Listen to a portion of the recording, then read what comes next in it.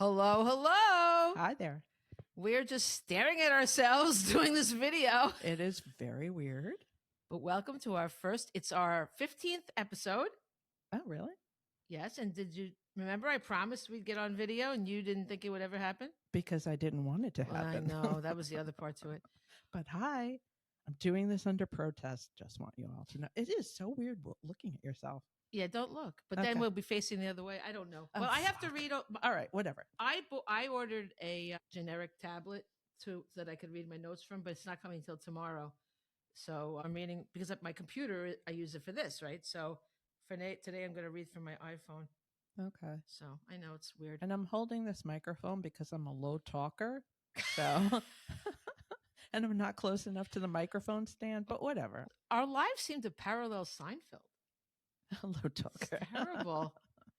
That's why he wound up wearing that puffy shirt. Yes. From the low talker. Yes, At least I'm not a close talker. I hate that shit. That is annoying. No, we don't like that. I was somewhere the other day. This lady was so close to me. I could feel her breathing on the back of my neck. Where where were you? I went to the Stephen Colbert show the other day. You did? I did. How was that? It was good. But you had to wait for a long time, and this lady was breathing on me. Like while you... So I kept... Were you seated already? No. Oh, you were waiting. No, when we went to be seated, she was directly behind me, almost on me. Wow. She's a weirdo. She was all in leopard print. Never trust people who dress all in leopard print. That is that's a red flag for sure. It is. Yeah, that's crazy. Anyway, sorry. So, I'm just interested in the behind the scenes of that. Does he say anything interesting, like in breaks or anything? Not in breaks, but before the show, there was a Q&A. With him? Yes. That's cool. And I'm so stupid. I had something to say, but I was too shy to say it. You're not stupid. It's just, I'm not just stupid. I'm stupid. No, you're not stupid. You're shy. What are you going to do? Yes. But okay. Whatever. What would you have said? Well, he used to be in this show, this really weird show called Strangers with Candy with Amy Sedaris. Oh, that sounds creepy. It's so weird. It's such a weird show. I would like to recommend it, but you'd have to be a weirdo like me to like it. But okay, weirdos. Yes. If you like weird shows, then definitely Strangers with Candy with Amy Sedaris. Is she related to the David Sedaris? Yes. I'm obsessed with that family. What, sister or wife? Sister. Nice. No, he's gay. He has a husband. Oh, I didn't know. Well, I don't know if they're married. Yeah, I don't know. Anyway. Okay. So you were going to ask him about that then? Yeah. That actually was a very good question to ask about that. Yeah. Oh, well. What are you going to do? Dave, I'm calling you David. Steven, if you're watching, what do you want to know about it? I just want to know how it was working with Amy Sedaris, if they still talk. I'm going to say yes. These people always still talk. I know. I follow her on Instagram. I just love her. I don't do any of these things. This is all I do. All right. Anyway. Fine. Well, anyway, I don't think we introduced ourselves. All right. I'm Selene Castrovilla. I'm Pascale. You're finally seeing us, if you didn't know before. I mean, you see us on the thing. I guess. Someone said, who is that, when they looked at the picture of Life in Jest? What do you mean? Well, I thought they were asking about you, but then they looked at me and who's that? I'm like, they asked you who you were? Yeah. She said I looked like I was 20. But that's not true. I don't look 20. No, that wasn't that long ago. No, it wasn't the other day, but it wasn't 20. No. And yeah, of course I airbrushed it. What am I going to do? But you know what? You look 20. High five. I don't think I look. No 5? Well, I don't know. She kind of looked at me like, you're fake. You know? Oh, shit. I'm not fake. By the way, I'm so not a high five person. I don't know where that came from. Don't look at my hands because they're yucky. My nail polish always me just too. comes off. I don't care. Nobody cares. All right. So this is, again, our 15th episode. And do you know what they say? They say most podcasts don't make it to 10. Really? Yeah. Well, by the way, we have to have a toast. Oh, sorry. A toast to us. Okay. Look, these are almost like, remember that? What's that show that we, no, you don't watch it, but I do. I don't know what show you're talking about. They get married, they meet, Love is Blind. A lot of those shows, they have the glasses you can't see through. Oh, yeah. We watched that when we were in Scotland, right? Or England. That was Married at First Sight. Oh, okay. I Yeah. thought it was the same thing. In Married at First Sight's a little worse. They get married and they meet at the altar. Love is Blind, they meet, but they don't see each other, and then they propose. Okay. And then they decide if they're going to get married at the very end. Yeah. These shows aren't for me. I have to be in the mood, but I watched that last season. It was fun. I was talking to my daughter-in-law and my son about it. So that makes it fun, having somebody to share with it. Yeah. And then my mother-in-law watched part of it, like the last episode when she was hanging out, one night. And then I went to go do deliveries, and I said, "Oh, I want to see the reunion show." She goes, "I watched it." I go, "You watched the reunion?" And I was like, "But I want to watch it." She goes, "I'll watch it again." I'm like, "But Barbara, you don't even know these people." Because by the end, only 2 couples were up out of all these people, like everybody so she didn't even know most of the people in the reunion show. Yeah, but sometimes it's just fun. I guess it was. She saw it twice. All right. So our first, I hate this phone. I have to keep doing my Face ID. It's so annoying. Oh, I'm so whiny. You know what people would have done for things like these things we have? Yeah, what do they call those first world problems? Oh, really? It's terrible. Okay. And by the way, my mic is sitting in the stand I bought for it didn't work, so I have a milk frother. So I've stuck it in the milk frother. Whatever works. Yeah. Okay. We're going to talk about everything you wanted to know about Hanukkah, but we're afraid to ask. And I know you've been afraid for a long time. Of course. There's a lot of questions. Burning questions. Okay. Well, funny you say about burning, because it's the Festival of Lights with the candles. See? So you did. I know that. That's good. I know about menorahs. And that you light one every day, right? Through Hanukkah? Yes. Very good. So so we'll start off with the description of the holiday. And of course, when you want to know the description of a holiday, you go to Town and Country magazine. Really?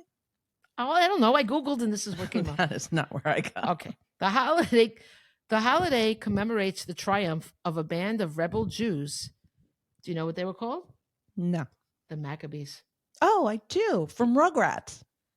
Is that was in Rugrats? Oh, you don't remember that? I don't remember the Maccabees. I just know that they had a show about the Maccabees. Anybody else watch Rugrats? I remember the Passover one very well. Yeah, I love that, but I don't. But I did. I remember seeing this, but I thought it was a little more confusing. The Hanukkah one. So there were a band of rebel Jews, the Maccabees, and they triumphed in reclaiming the temple in Jerusalem from the Greek Syrians. Their victory is documented in the 1st and 2nd book of Maccabees. Okay, that doesn't sound bad. Okay, well, no, I'll tell you something's up with them for sure. So the 1st and 2nd book of Maccabees are Jewish historical works that describe the Maccabean revolt against the Syrian and Greek authorities in the 2nd century BC. Okay, so Hanukkah therefore celebrates freedom from oppression. That's cool. That's great. However, those books were never included in the Hebrew Bible or Tanakh, Tanakh. Sorry, I'm sure I'm pronouncing it wrong.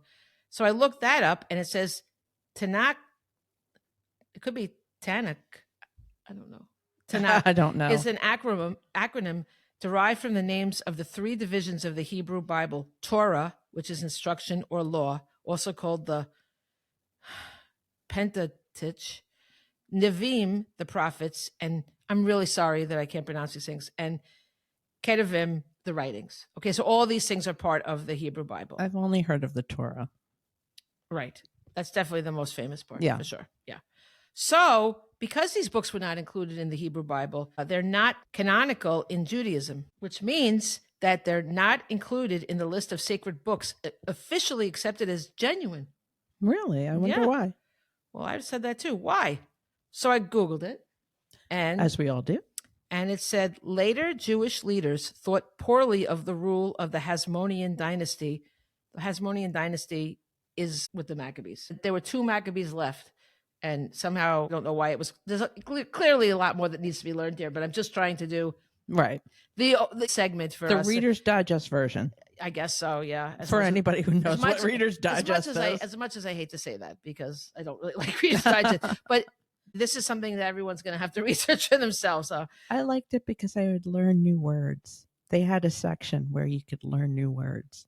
Oh, I didn't nice. read the rest of it. There was a poem I really loved. For some reason, I guess I saw it in a waiting room, right? And there was a poem called The Fox that I just loved. And my son Michael came home and he just started mocking it. And I'm like, hey, I love that poem. He goes, oh, I love it too.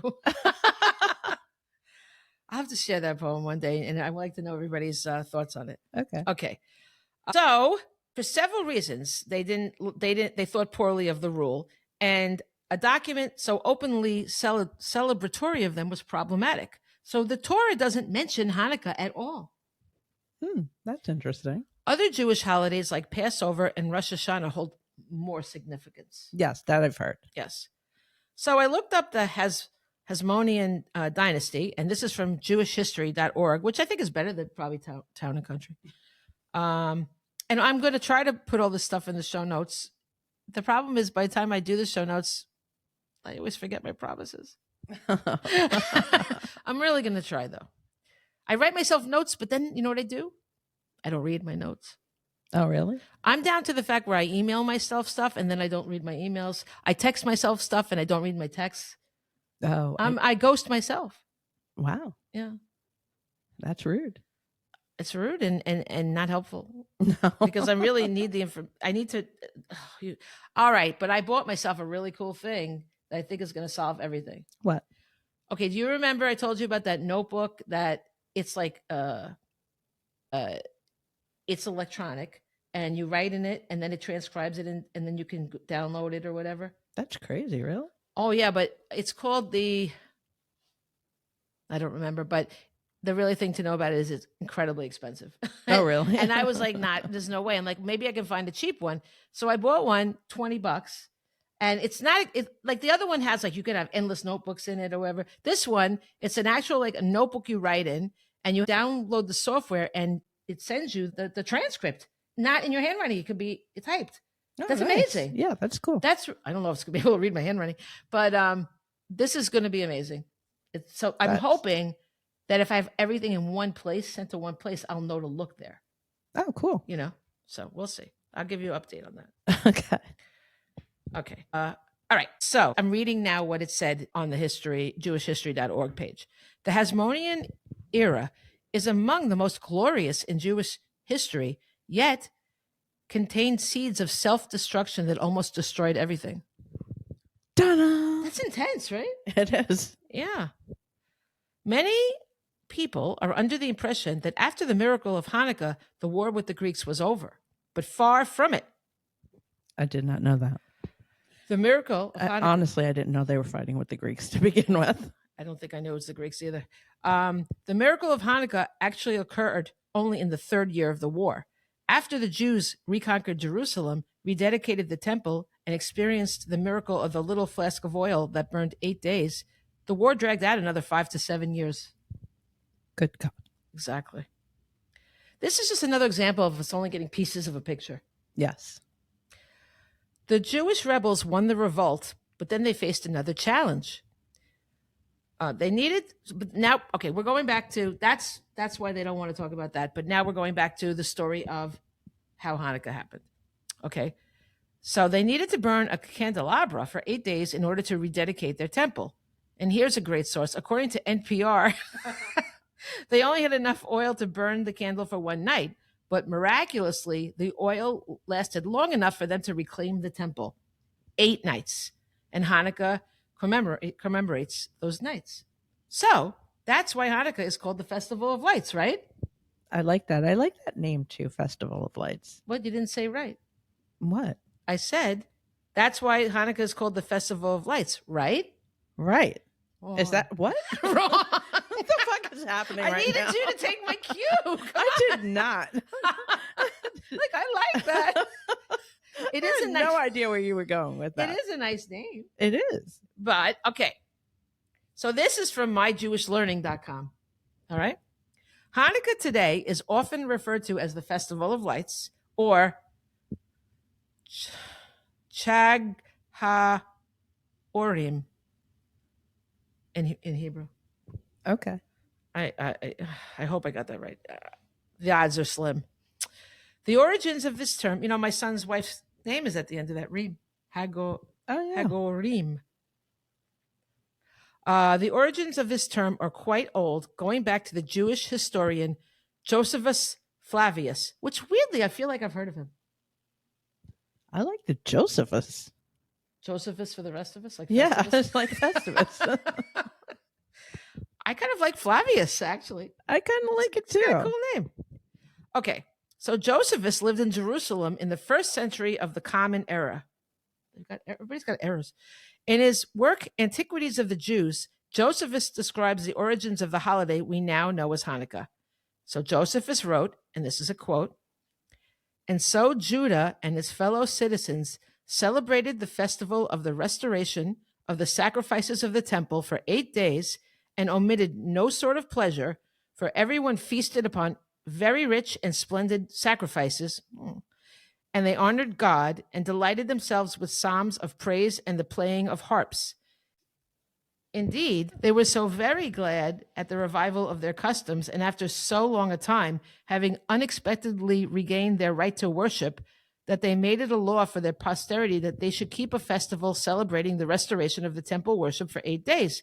And from that time to this, we celebrate this, which we call the Festival of Lights, because, I imagine, beyond our hopes, this rite was brought to light, and so this name was placed on the festival." You know what's missing there? What? That miracle about the oil. Oh, yeah. So Josephus's account, this is from the site, but it's not, his quote is ended. This is the site again. Josephus's account differs markedly from the common one known today, which focuses on the miracle of a tiny jar of oil lasting for 8 days. It is that miracle that is normally evoked as explanation for the 8 days of the festival and the 8 candles of the Hanukkah menorah. But Josephus makes no mention of the miracle of the oil and speculates that the name comes from the fact that the right to worship and sacrifice again in the ancient temple was brought to light. So our earliest source suggests that it is not the physical lights of the holiday we are commemorating, but the restoration of the ancient temple practices that, thanks to the courage of the Maccabees, was again brought to light. All right. So those Maccabees are looking good. I know there was something bad about them. I don't know. I'm going with they're good. I'm just reading what I got, and I'll tell you, it's far from, everybody has to research it for themselves because I don't know. You know what movie I did watch? 8 Crazy Nights. That's a movie? Adam Sandler. He made a movie? Yeah, it's a cartoon. Oh, God. I'm just not the biggest fan of Adam Sandler. I think he's I don't know. silly. I know, but for some reason, he makes me laugh. Even his shitty movies make me laugh. Was it The Wedding Singer? Was that all right? Was that good? I liked it. I like it when the woman's wearing his Van Halen shirt and he said, "Take it off before you curse the band," or something. Oh, I don't remember which one that was. Funny. That was that movie. That's Wedding Singer? Yeah. I don't know. Anyway, whatever. He's all right. That boy is all right. I met him once. We walked by each other and he put out his fist and he went, "Fisty, fisty." He did? He did. That was odd. Yeah, but he just said that to you without you saying anything to him? No, he just said "fisty, fisty" and stuck out his fist. That's really funny, actually. It was funny. I like that. Makes me like him more. I just don't find him very funny. I don't know. I find really ridiculous things funny. Yeah, I don't. Yeah. No, that's. But I do love The Hangover. But I think I know. But then we saw This Is the End. Is that the name of the movie? And you hated it, and I loved it. There was a couple of parts. Oh my God! I thought that movie was hilarious. I liked when they said we just got jacked by Hermione. And I liked when Rihanna fell into the depths of hell. But anyway, go ahead. Let's go back to Hanukkah. Okay, now we're going to have some Hanukkah fun facts, okay? Yes. But there's a discrepancy about the origin of the holiday's name. Really? Uh-huh. There's 2 magazines that say different things. There's Good Housekeeping and there's Town and Country. Those are both crap magazines. Well, I'm sorry. I'm just sorry for anybody who reads them. I'm sure there's a real answer, but I don't know what it is. And so I'm just going to give you what each one said. Good Housekeeping says that the holiday derives its name from the rededication of the Second Temple in Jerusalem. It says in Hebrew, Hanukkah means dedication. But Town and Country said the word Hanukkah comes from the Hebrew word hinuk, or to teach. Completely different explanations. I like the first one. I do think I saw that first one on another site too. So that might be right. But I don't know. Does it say why it's spelled two different ways? Oh yeah, and we're going to get to the Hanukkah spelling. Okay. It's more than two. Oh really? Oh, you've never seen? Well, you see, I've only seen two. I grew up in the Five Towns, okay, and I used to call myself Jew by proxy, and that's the one religion I know more than any other. And you can see I don't know that much, Okay. but I can sing Hava Nagila in its entirety, Nice. including Uru Uruaki. I won't. Would you like the whole thing? No. No. I'll do an outtake. I've actually heard you sing the whole thing. I used to take my kids to my husband's my grandmother too. Nanny? Nanny. They always had like a Christmas party at her condo. So we did have a Nagila, me and my kids. They all thought we were Jewish. It's funny. No, well. Yeah. I mean, that's okay. I love it. By the way, fun fact, Nanny would call me, who do you call it? She did. Who do you call it? And because you just blend in, you know. I know, but I must have met this woman 100 times. I'm kidding. I don't think she knew anybody else of color. I don't know. But yeah, she had to. Who do you call it? Yeah. I mean, and I'm not saying Nanny was a very nice woman. No, it's true though. She did do that. But she sometimes called her own grandchildren different names. So yeah. Yeah. And like I said, very nice woman. Oh, I loved her. Yeah. Yeah. Oh my God. Okay. Oh shoot. This is so annoying. There must be a way to keep it in place, but I don't know what that way is. You see, I learned so much about my iPhone. She's fighting with her phone. And the phone's winning. Okay. This is from Israel21c.org. This is fact number 2. The main element of Hanukkah is the lighting of the Hanukkah, Hanukkiyah, sometimes also known as the Hanukkah menorah. I've never heard that other word.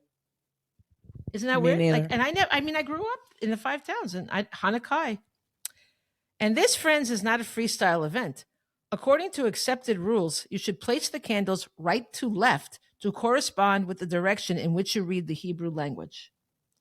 And then you should light the candles from left to right, giving more attention to the new candle first. Okay. But there's a lot of pressure on that. I didn't know that. Yeah. This is an interesting one, okay? This is number 3, in case you're keeping track. The National Menorah is lit every year in Washington, D.C. Guess how tall it is? I don't know. I'm so bad with that kind of thing. I don't know. Big? It's big. I guess. It's 30 feet tall, and it takes a cherry picker to get to the top. Nice. However, it's not the world's largest menorah. Where's the world's largest? Guess. Jerusalem? No, that would be a quick guess. No, it's in New York. Oh, yeah. Of course. Okay, what was that? Home of the bagels. Yes. Yeah. And the stupid tree.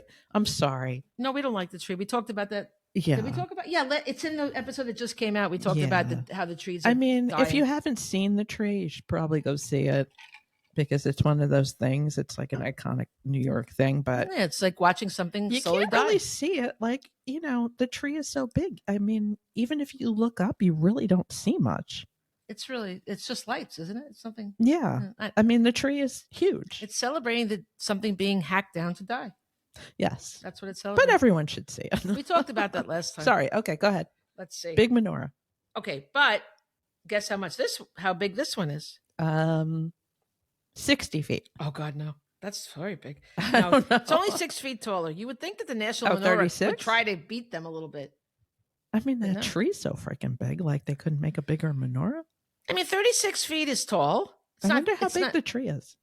It depends on the year. I mean, they get a different tree every time. Yeah, that's true. And this menorah, it stands on 5th Avenue and 59th Street, but not Manhattan, on Grand Army Plaza. Yes, it is Manhattan. Take that back. I saw Grand Army and I thought it was Brooklyn. Yeah. But no, it's Grand Army Plaza near Central Park in Manhattan. So it is Manhattan. Oh, that's weird. I've never seen it. I don't think I've seen it either. I have to go look for it. Yeah, maybe we should. Why not? Yeah. Yeah. Except it's cold. I know, but all this time, I mean, it's just weird. I could send Michael over to report. Take a picture for us. Okay. Number 4. Hanukkah dishes are fried for a reason. Do you want to know the reason? Sure. Because people fry food in oil for Hanukkah as a symbol of the miracle oil that burned for 8 nights straight, but wasn't actually mentioned. I know, but that makes sense. Yeah. They make latkes, Delicious. They make, I'm not even going to try to say the Hebrew word for jelly donuts. They make jelly donuts. Delicious. And apple fritters. Delicious. Does sound good. Now, Israel 21C adds, oh no. On Hanukkah, it is recommended, nay, obligatory, to eat as many fried foods as possible. Yay. So the heart doctors are probably in on this so they can get patients. Damn right. Yeah. It's a good way to go. In celebration of that victorious oil lamp in the temple. This is nowadays translated into copious amounts of fritters or levenvat and donuts, also called, or I'll try to say it, sufganiyat. Okay. You're better at pronunciations. I should let you do that stuff. Interestingly, most people fall into one of two camps. They are either firm advocates of fried fritters, which are hot potato pancakes with loads of sour cream, or avid fans of donuts. All that sugar, chocolate covered sprinkled. Actually, but I heard that Jolie donuts are very popular. Another one, but okay. You'll be hard pressed to find people who love both equally. Yeah, I would pick the latkes. Is that what you call it? Yeah, and that's okay. That's without the sour cream. I don't like sour cream's cream. nasty. I'm not into sour cream either. But I'll tell you that, you know what they say? And if you prefer potato fritters, you are in the correct camp. Really? You Because won. I'm not saying no to the jelly donut either. Well, but if I had to pick one, well, there you go. Yeah. I don't know. I don't want a jelly donut. You know what? Jelly donut, what I would do, I would cut it open and spread the jelly. It's too much clumps of jelly. No, I like that. No. It's like a prize. No, all that stuff. Any of those Boston, I don't eat any of that Boston anymore. cream is nasty. I love custard. You know, so that. Ugh. So I cut it all down and I spread it out. That's what I do with. I don't do it at all, but if I did, isn't that fascinating? I know if the world wants to know this. Yes. Okay, but don't you think it makes more sense? Because otherwise, it's all dry in all the areas, and then you have this clump. I like that. No, I like to eat the dry part really? And then eat the jelly part. Which is weird because I usually don't like things like that. Yeah, for some reason, right. it's okay if it's a jelly donut. That's so but interesting. anything else, gross. Wow, it's so odd. Yeah, I don't eat pudding. I know you don't. So the thought of you eating clumps of jelly like is very strange as well. Disgusting. All right. Yeah, I don't know. Okay. I'm a weird person. No, everybody has their own taste. Okay, here's an interesting one. Number 5. An astronaut once celebrated Hanukkah in space. Cool. Who? In 1993, Jeff Hoffman brought a travel-sized menorah and spun a dreidel while on the Space Shuttle Endeavour to restore the Hubble Space Telescope. His mini Hanukkah celebration was broadcast over satellite for people back on Earth to see. When was this? It was 1993. Oh, I missed that too, but I had babies. The whole 90s was Barney. I don't know. Yeah, I know what you mean. I don't think I saw that either. I missed everything. I'm not really a big fan of space stuff. Me neither. I like to worry about things on Earth. I think we got enough to worry about. Yeah. Like Whitey's on the moon. You might want to explain that. It's a song from it's a song that Howard Stern used to play about this black guy that was like real angry that like he lived in poverty while Whitey goes to the moon. Whitey's on the moon. That's a short explanation of it, right? Can't blame him. I can't blame him either. He said, my sister Nell Dunk got bit by a rat and Whitey's on the moon.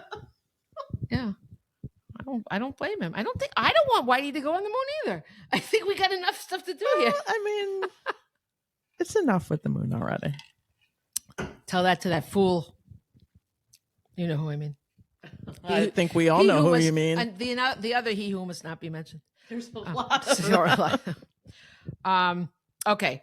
So here is number 6 from Israel 21C again. Hanukkah and Purim, the two most fun festivals in Judaism, are not in fact mentioned in the Old Testament, which I did say before, and neither are considered major holidays. But what Hanukkah does have going for it is archaeology. Now, Purim took place in Iran, so it's very difficult for them to dig up evidence there.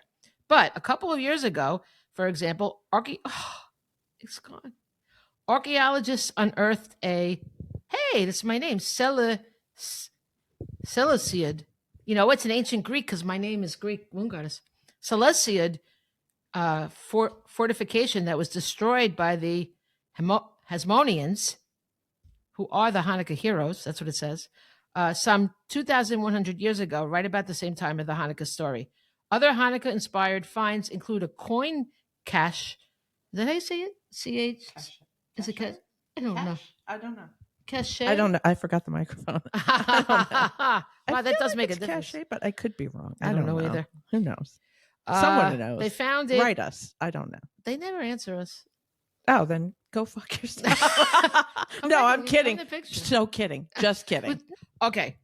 They found the coins in 2016, and they were dating back to the Hasmonean period, showcasing bronze coins bearing the name of Hasmonean kings, such as, oh no, Yehohanan, Judah, Jonathan, and Matthias.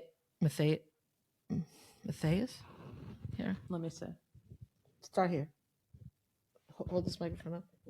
Yehohanan? No. Yehohanan. Okay. Judah, Jonathan, and Matthias. Okay.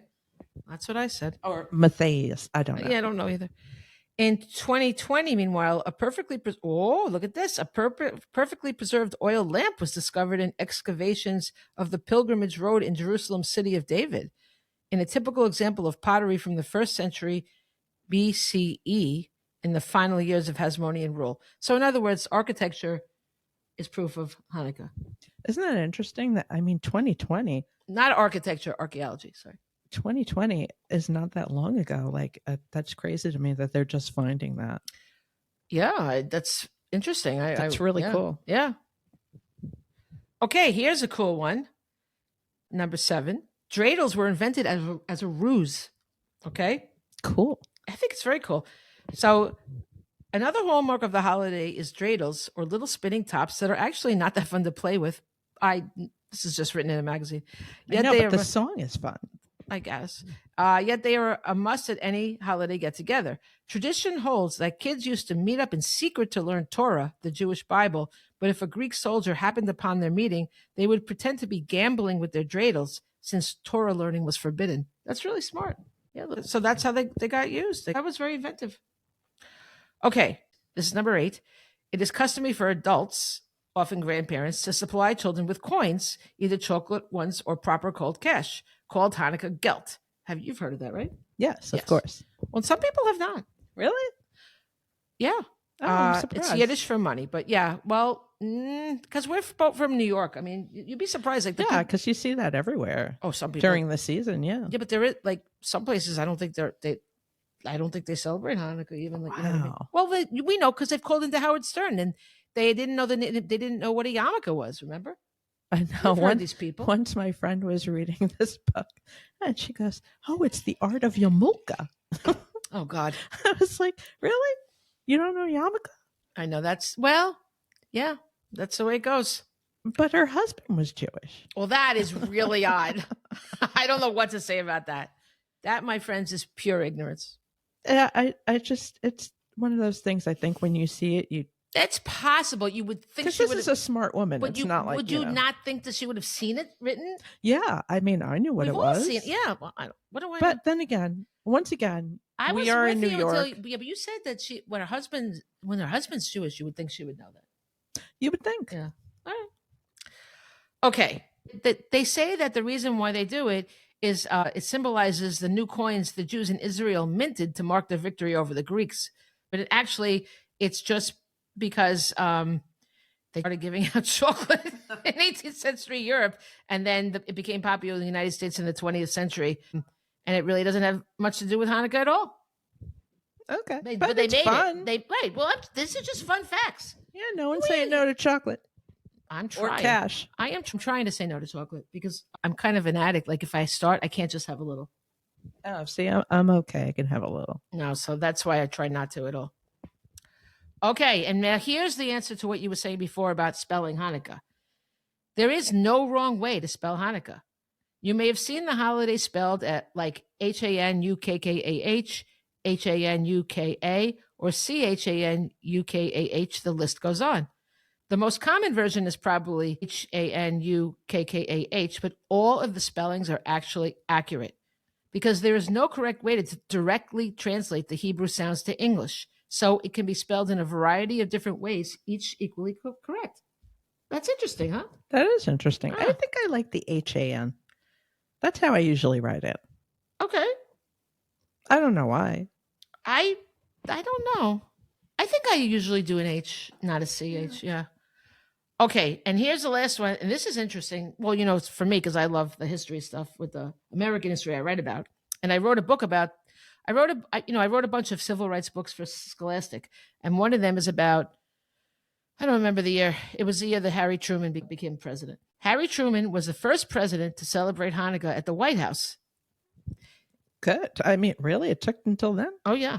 In 1951, he accepted a menorah as a gift from the Prime Minister of Israel, David Ben-Gurion, I hope. I find this another amazing fact about the transformation of Truman because he was actually a bigot, okay, initially. When he became president, he was a bigot, a racist, all these things, okay? Yeah, I believe that. Yeah. But he morphed into a caring man who I wrote about how he addressed the NAACP, first president to address the NAACP, and he did it on the mall, in Washington Mall, and like how I did, That's the mall. And he ended segregation in the U.S. Army. Oh, good for him. And in fact, his black supporters were the reason he won re-election. Wow. So he turned it around. He really did. See, anybody can turn it around. That really gives me hope because you don't often hear stories like that. Yes. You know what it was? He was very into the military. And when a black man came home from the military and he got on a bus, he got beaten like severely. He almost died. And I think he was blinded. And he was so upset by hearing that it just took because he was raised by people that enslaved people. You know what I mean? So he was, how it was ingrained in him. But when he it was one human story. And that's what it took. He had to humanize people, not just think of them as a group, which is such a powerful thing. Yes, I agree. I really love that. Of course, I don't love what he did with the bombs. Yeah, no, I don't know. That wasn't cool. But I don't know. I don't know what to say. Okay. That part of Truman is very good. If Roosevelt hadn't died, they probably wouldn't have done the bombs. True. Because the actually war, I'm saying true, but I don't know.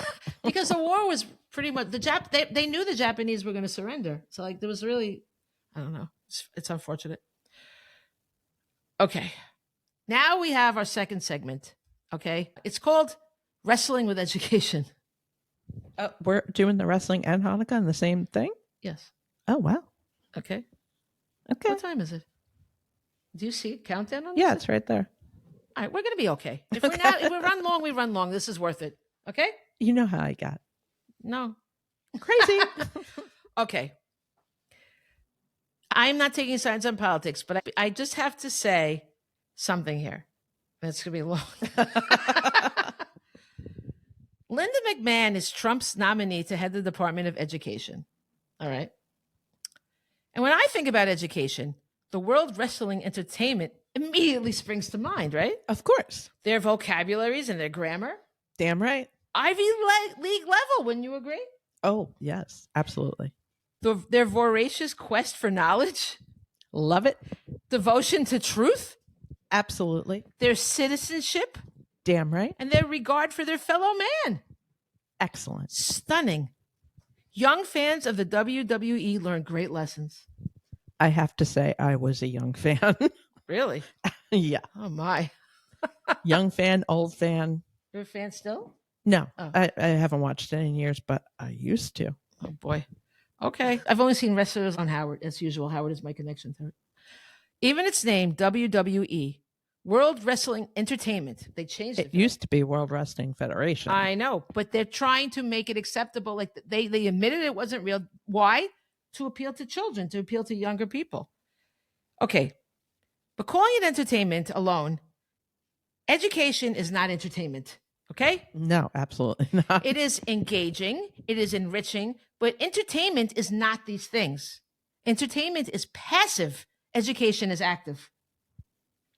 Entertainment, like WWE, is vegetation, not education. Guilty.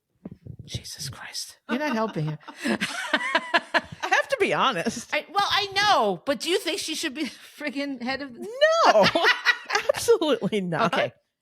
It is a distraction from education and certainly from reading. It is designed to create and keep customers for their product. Okay? It is the enemy of education, which nurtures creators, scientists, and free thinkers. This reminds me of one of my teachers in my MFA program. I have a MFA in creative writing. He was and is, I hope he's still around, a brilliant author named Stephen Wright, not the comic. It's spelled the same way.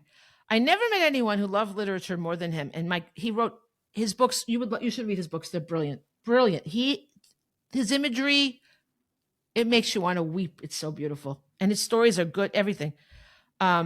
So that love was contagious. And I look forward to his class so much, even though we were reading like really books on it, like that I really would never have chosen for myself, but he made me love them. And a quote that I'm thinking of here, he said, TV says go to sleep. Books say wake up. Okay. It's such a wonderful idea to have somebody with no degree or experience in education, except for one honorary position, and to choose a ruthless businesswoman who puts profits ahead of humanity. And what is education but the assurance that young people will be equipped with the knowledge and skills necessary for success in life and to ensure that humanity continues to evolve, not devolve? Okay. Linda What was McMahon, her honorary position? she was on some, like, in Connecticut, some school board or something. Really? Of course. You can buy your way into that crap, you know? Well, I mean, look what happened here. Linda McMahon's company, WWE, does the same thing as cigarette companies. It actively solicits children. And now we're going to have a little digression. We're going to talk about cigarette companies. 10 really bad things the tobacco. This is an article. I'm not going to do all 10 things.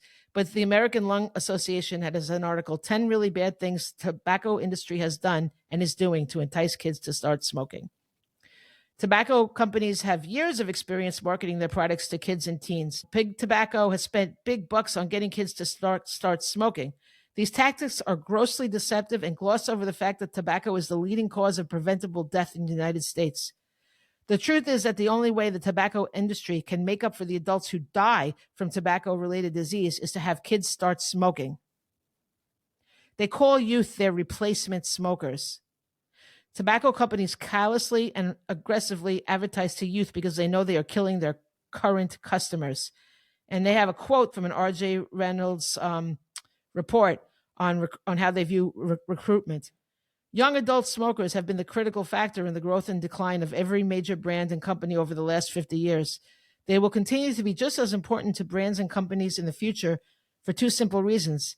The renewal of the market stems almost entirely from 18-year-old smokers. No more than 5% of smokers start after age 24.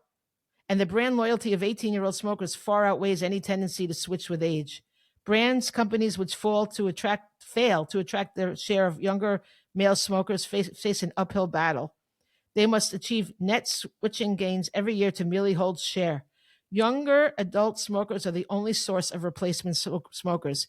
If younger adults turn away from smoking, the industry must decline, just as a population that does not give birth will eventually dwindle.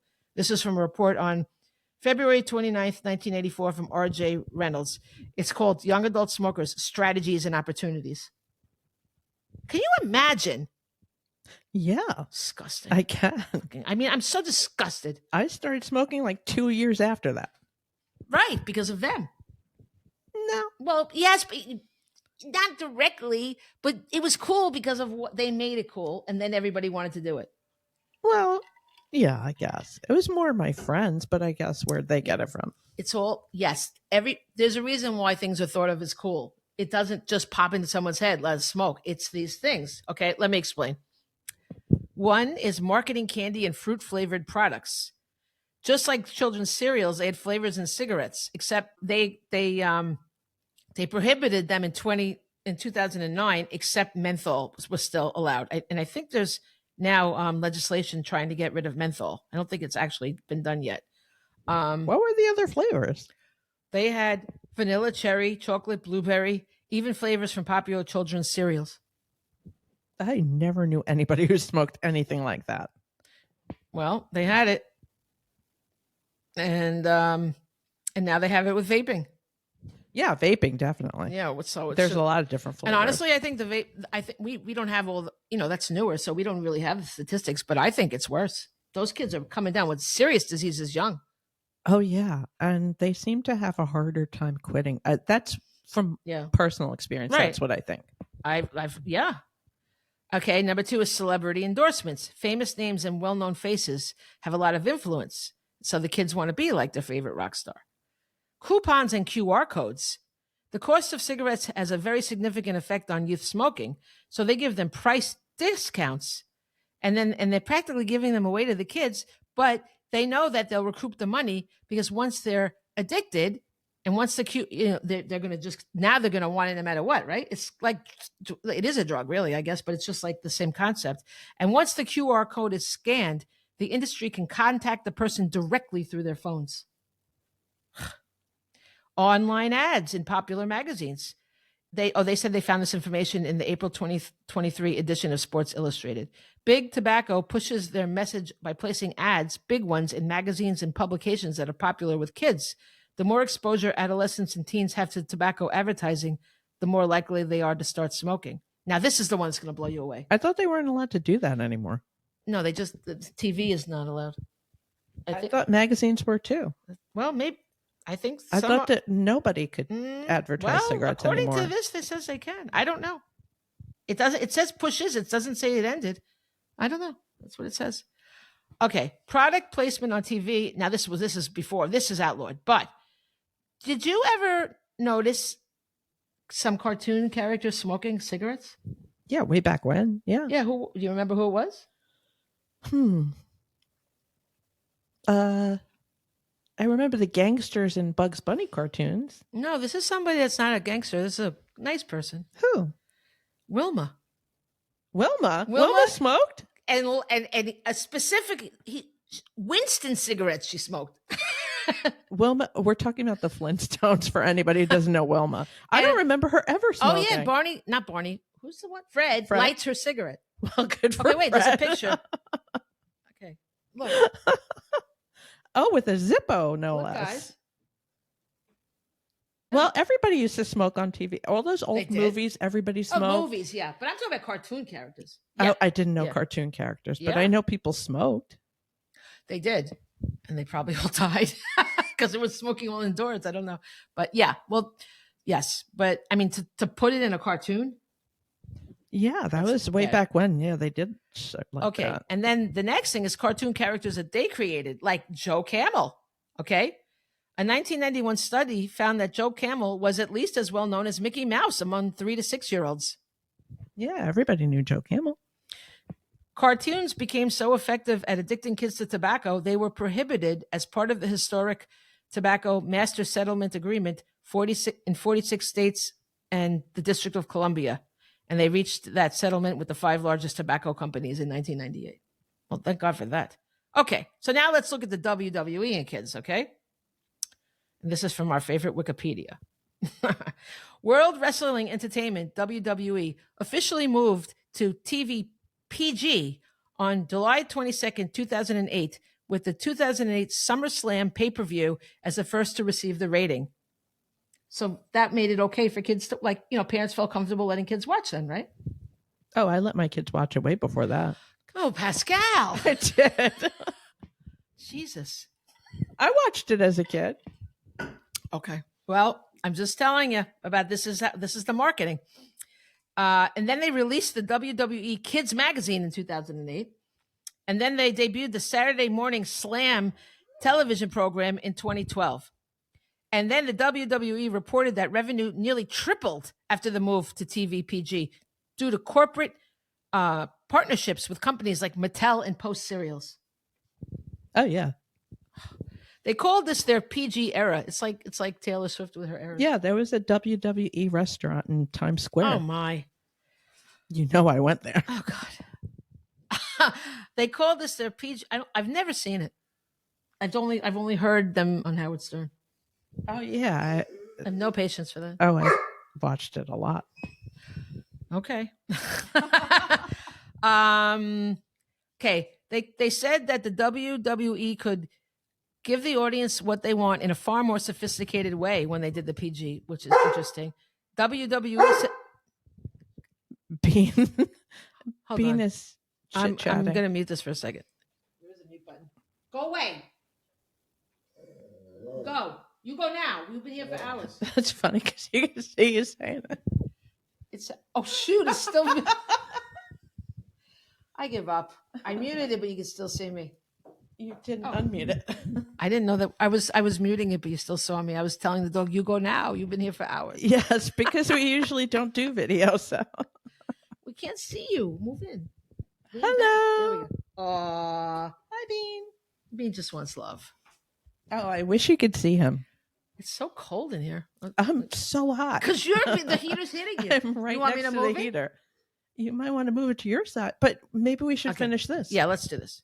Okay, we're already. Well, there's going to be more. I'm sorry. You have to hear this. Okay. All right.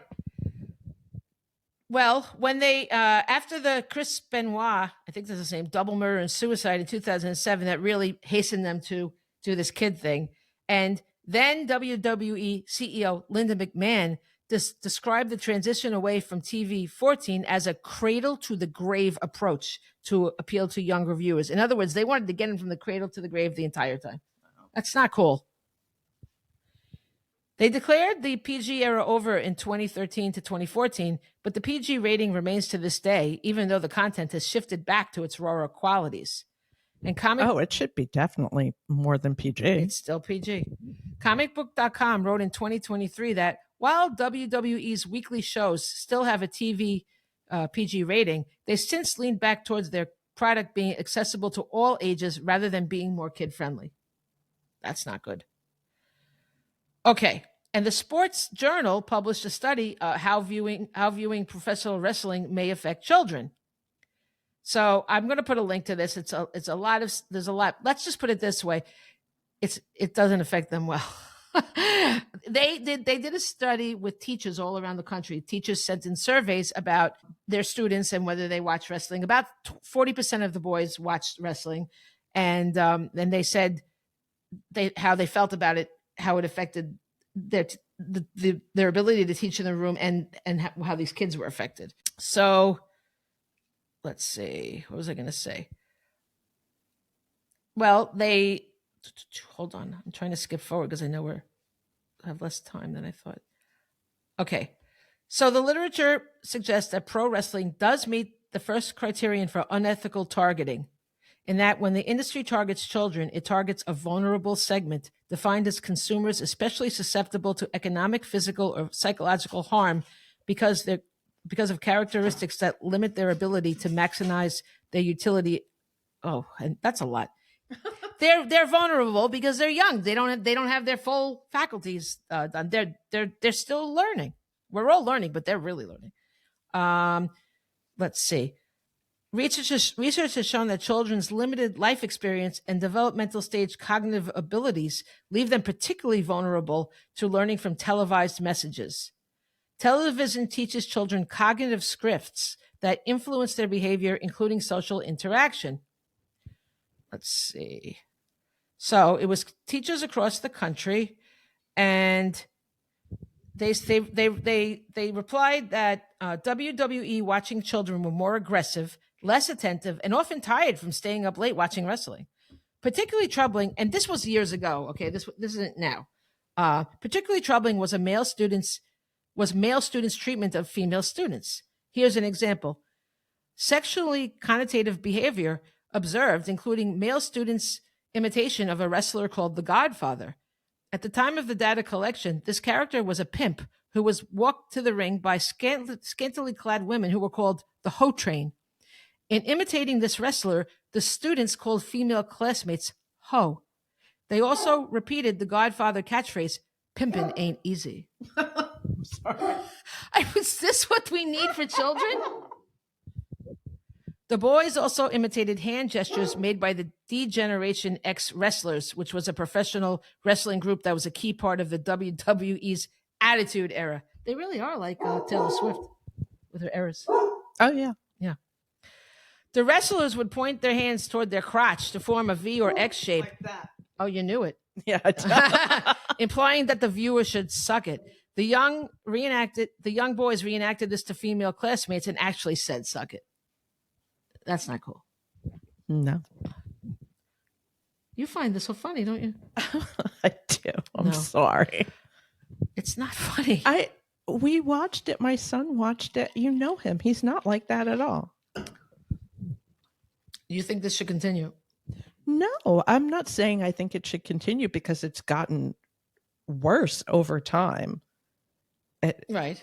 Like that stuff didn't happen. It wasn't sexualized when we watched it. It wasn't? No. Okay. Anyway, so all this to say that they said it was bad. They said that wrestling does indeed produce negative effects in the form of physical, verbal, and attitudinal imitation by children who are regular viewers of the wrestling programming.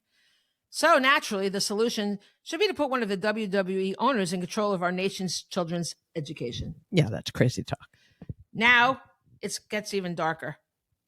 Linda McMahon is named as a defendant in a lawsuit that was filed in October 2024, this year. Okay? She and her husband and the WWE are accused of negligence with regards to the Ring Boy scandal in which Vince McMahon, right? Yeah. What did I say? No, you said her husband. Yeah. I just wanted to clarify.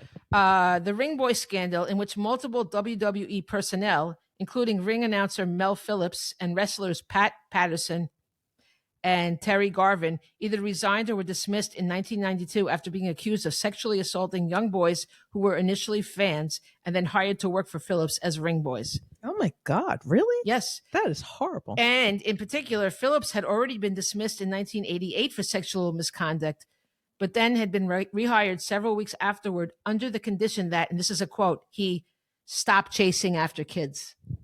Oh my God. This is like the Priest thing. Wow. Yeah. McMahon's possible involvement in the Ring Boy scandal was known prior to her tenure as a small business administrator. By the way, that's what she got last time when last time she did the small business administration. That was last Trump administration, and now this. There was a vetted document from Trump's first transition team that was leaked in 2019 and cited the lawsuit, and they listed. I guess it was another lawsuit because this lawsuit didn't happen yet. I think there was a previous lawsuit. Oh, you know what happened? Some boys sued and then settled, and then you don't know you just know they got money. Listed the scandal as a possible red flag against her. The lawsuit also alleges that the McMahons fostered a culture of sexual abuse within the WWE. I can see how perfect Linda is for this job. It sure is. Right? But to be fair, is there physical proof that she knew about the abuse? Probably. Yes. In Rolling Stone magazine, there's a great article that I'm going to hopefully link. If not, Google it, guys. Both the WWE in 1992 and the FBI in 1993 came into possession of a videotape that showed Phillips doing exactly what multiple boys accused him of doing, forcibly rubbing a boy's foot on his crotch. Ew. That's not. Why didn't he go to jail? What happened? I don't know. He's dead now, but he was never arrested or anything. Oh this is a failure for young people on all sides. It's absolutely vile. So now these older boys are, because there's that new law that they took away the time limit, the statute of limitations for these kind of crimes. So that's why this lawsuit can happen now. Because these boys, they got the courage. Often people that are sexually abused don't want to talk about it until much later on. And now with luckily the climate we're in now is acceptable. They're not going to be, they're not going to be made fun of. They're not, they're going to be, actually people are going to commend them for coming forward. That wasn't like that before. No. So this is, I don't know what to say. It's so upsetting. Okay. The first, one ring boy, Tom Cole, spoke out about it in the early 90s about the abuse he endured, but it's so sad about him. I'm going to cry. He went to wrestling matches trying to escape abuse at home. He was being hit at home. Oh God. And so it's like out of the frying pan and into the fire, but what happened was he did speak out about it, but then he rejoined them. You know somebody who has rejoined people after being abused? Yes. Okay. Apparently that's a thing. I did not know it. Because it's like they were abused, but it's also the only people that ever sort of showed them anything. Yes, that cared about them, or in their minds cared about them. It's so sad. It's very sad. It's sad to watch. And poor Tom passed away, but he did finally speak out. Hold on a second. He did finally speak out, and there, in an interview in the Wrestling Perspective, which they call the Thinking Fans newsletter. So bravo to them, because they weren't just like trying to sweep it under the rug. They did write about it. And here's a quote from that. Tom Cole paints an ugly picture of life in the World Wrestling Federation during the late 80s and early 90s. As a minor, Cole said he was brought into the business by Mel Phillips, who targeted young boys from broken homes to work on the WWF's ring crew. So now in this new lawsuit, 5 new victims, who are all, publicly being called John Doe, like number 1, number 2, are speaking out. And if you read the Rolling Stone article that I will link it again, you could just Google, Rolling Stone and Ring Boy, I think I might have found it just looking for stuff about Linda McMahon. Honestly, this is how I found out about this. There's really, really upsetting details, like really bad. Like the crotch thing is bad enough, but he full out tried to rape them. Okay. Yeah. It's so, and she knew about it. Okay. And I'm sorry, but like, what is going on here? This is going to run the Department of Education? Unfortunately, there are quite a few people that are, yeah, I know, but the guy for what is it? The War One, the person has no military experience or something. But I meant to laugh at this, right? But it's not funny once you hear about what she covered up and Right. that they rehired the guy knowing that he did it. I mean, are you kidding me? This is just like that priest scandal. Yeah, well, it's like a lot of scandals. People let them get away, like Harvey Weinstein, Bill Cosby, all those people. That's people true. let them get away with it for so long. Like, and But you they're wonder still getting how. away with it. Yes. That's my point. Now so she got this lawsuit hit in October. He's nominated her. She already knew about the lawsuit. Like, why is it okay? And the Senate's going to is it the Senate that does the approval? I think so. They're going to do it because they do whatever he wants. This is all really an attempt to just destroy education, because honestly, my aunt always told me this, my Aunt Olga Bloom, she always said there's a plot to destroy the middle class and the lower class, but like it's pretty obvious with the lower class, but it's insidious with the middle class. They don't really show it. They kind of convince the middle class that they're for them, but they're not. And the education system is so flawed as it is. Okay. But because they make all these rules and these things, and these teachers are so overworked that they can't even do the actual curriculum that they're meant to do. But the rich kids they pay for those better educations. So they're the ones getting these different educations, and then this is going to be like the final collapse. And actually, I've heard that they might get rid of the Department of Education and give it to the states. Well, good luck if you live in Alabama. That's where we're headed. I mean, but we're not getting political, right? But listen, when it comes to education, I think we should all be on the same page. Okay, the children are everything. What are we doing here if not for children? A lot of people are not on the same page, unfortunately. Well, I think that anybody, despite any political party, should care about the future of young people. Of course they should. I mean, even if they don't actually care about them, the country will never succeed if these kids aren't educated. I have to say that's part of the problem, is that they don't think about anybody else. Well, I don't know. I'm staying out of it mostly, but when it comes to education, I can't. I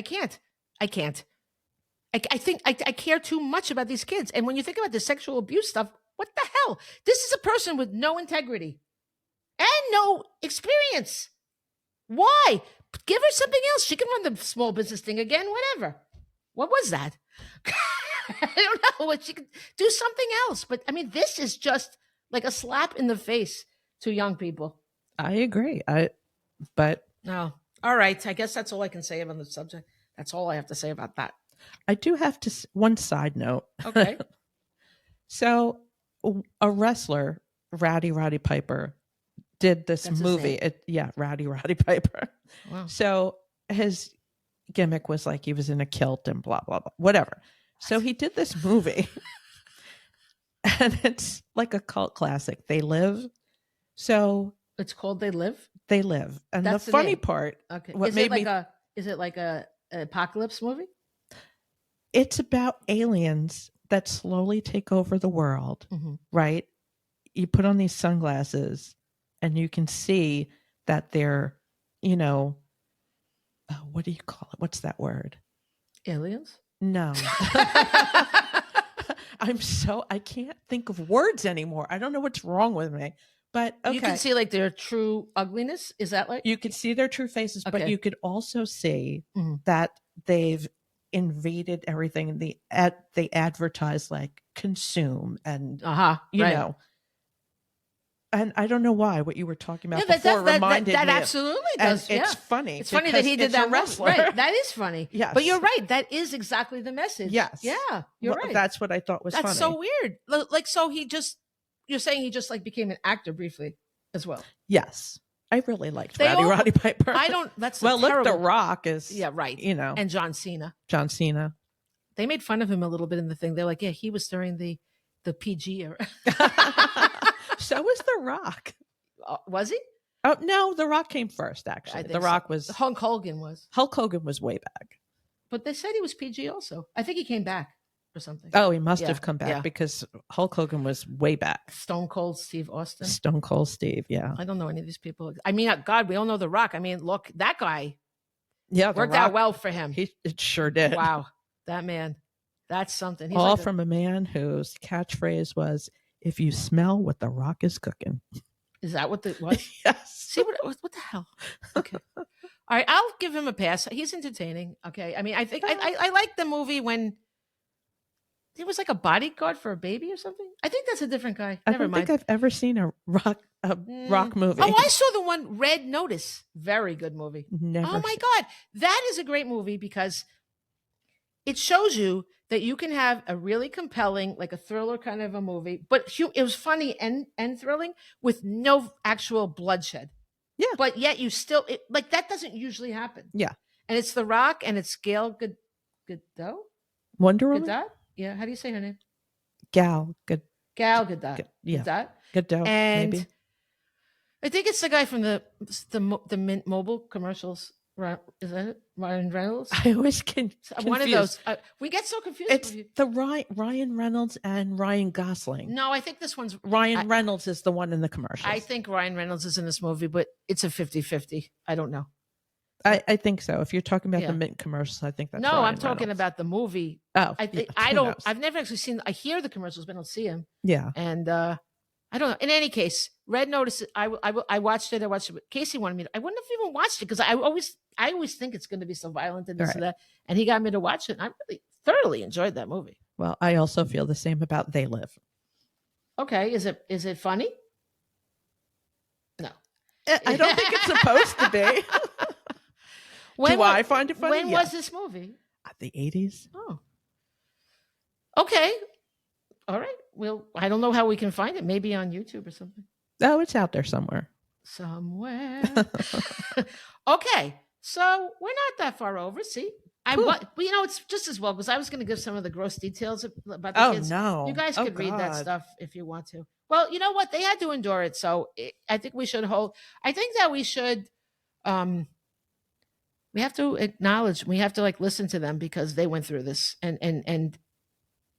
it's just unfathomable that these poor boys were abused like that and that they had knowledge of it. And I'm just not going to say it's okay. I know. For some reason, I could listen to every gory murder thing under the sun. But when it comes to that, I just can't. It's awful.